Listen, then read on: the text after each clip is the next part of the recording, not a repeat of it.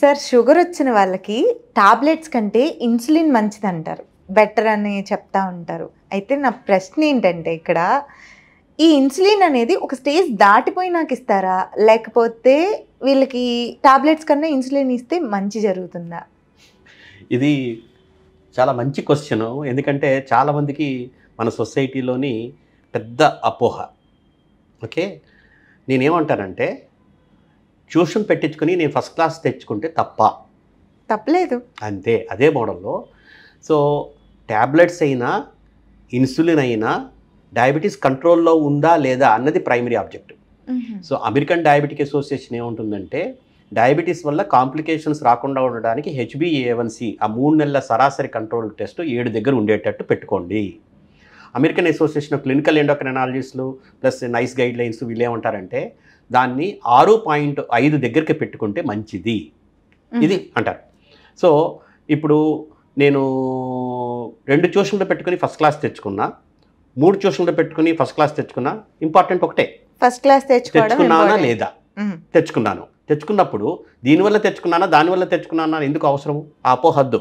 So మాత్రలతో కంట్రోల్కి వచ్చి as long as చక్కగా మంచి రీడింగ్స్ 6.57 6.57 మాత్రలతో వస్తే 70 సంవత్సరాలు మాత్రలే వాడండి. మాత్రలు పనిచేయడం లేదు, పనిచేయకుండా రికార్డ్స్ రావడం లేదు, ఎప్పుడు పోయినా కూడా HbA1c 9, 10, 8, 9, 10 అన్నప్పుడు డాక్టర్ మాత్రలు పనిచేయడం లేదు నాయన నీకు ఇన్సులిన్ కూడా అవసరం అని చెప్పినప్పుడు డాక్టర్ గారి మాట వినండి. ఓకే, అంటే టాబ్లెట్ కన్నా ఇన్సులిన్ దాని ప్రభావం ఎక్కువ ఉంటుందా? అలా అని కాదు, ఓవర్ టైం టాబ్లెట్స్ ఎఫెక్టివ్నెస్ ఉండకపోవచ్చు. ఇప్పుడు జస్ట్ లైక్ ఒక గుర్రం పరిగెడుతుంటుంది కొంత దూరం పరిగెత్తాక దానికి మంచినీళ్ళు ఇచ్చి దానా పెట్టాలిగా, మన దగ్గర కొట్టం.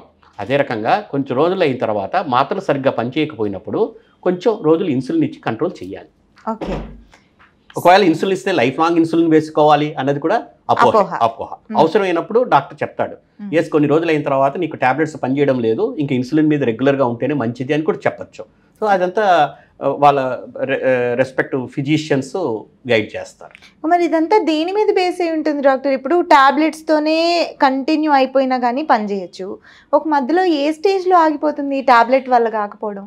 ఇప్పుడు నా దగ్గర చెక్ బుక్ ఉంది, బ్యాంకులో డబ్బులు ఉన్నప్పుడు చెక్ బుక్ వాడాలి, కానీ బ్యాంకులో డబ్బులు లేనప్పుడు చెక్ ఇస్తే బౌన్స్ అయిపోతుందిగా. అదే మోడల్లోని శరీరంలో ఇన్సులిన్ ఉత్పత్తి కొంత రోజులు అయిపోయిన తర్వాత తగ్గిపోతుంది. ఓకే, దాన్ని C-పెప్టైడ్ అనే ఒక టెస్ట్ ద్వారా మేము టెస్ట్ చేస్తాం. చేసిన తర్వాత ఓకే శరీరంలో ఇన్సులిన్ ఉత్పత్తి లేదు, అలాంటప్పుడు మాత్రలు పనిచేయవని డాక్టర్కి తెలుసు, మాత్రలు పనిచేయడం లేదు అని చెప్పి పేషెంట్కి తెలుసు. అప్పుడు డాక్టర్ సైడ్ ఇనర్షియా అంటే ఫెయిల్యూర్ టు యాక్ట్, ఆ టైంలో డాక్టర్ చెప్పాలి ఇప్పుడు నీకు ఇన్సులిన్ పనిచేస్తుంది అవసరము, ఎందుకంటే మాత్రల వల్ల నీకు అనుకున్న టార్గెట్ రావడం లేదు అది చెప్పాలి. 2 పేషెంట్ నాకు ఇదొద్దు, నేను ఇంకొక ఏదో మొన్న మ్యారేజ్కి వెళ్ళాను అందువల్ల పెరిగింది, అంతకుముందు ఏదో చేశాను దానివల్ల పెరిగింది, పేషెంట్ కూడా తప్పించుకోవడానికి ప్రయత్నం చేస్తాడు.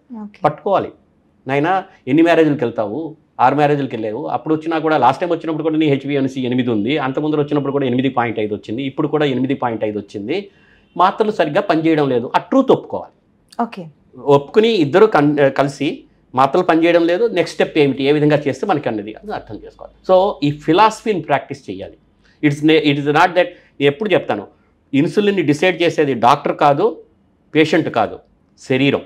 ఆ బాడీకి అవసరము అనుకుంటే ఇన్సులిన్ ఇవ్వాల్సిందే, ఆ బాడీకి అవసరం లేదు అనుకుంటే ఇన్సులిన్ అవసరం లేదు. Right doctor, thank you.